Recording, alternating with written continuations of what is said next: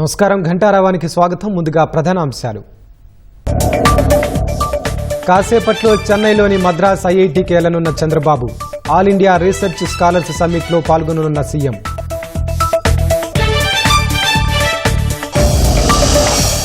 రాష్ట్రంలో నేడు వడగాల్పులు వేస్తాయన్న విపత్తు నిర్వహణ శాఖ. అప్రమత్తంగా ఉండాలని ఫోన్లకు సందేశం.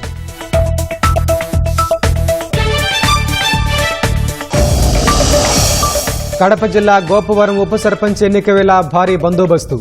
ఘర్షణలకు అవకాశం ఉండటంతో నాయకుల గృహ నిర్బంధాలు.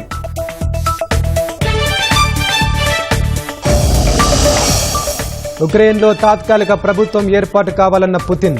అప్పుడే యుద్ధం ముగింపునకు మార్గం సుగమవుతుందని వ్యాఖ్య.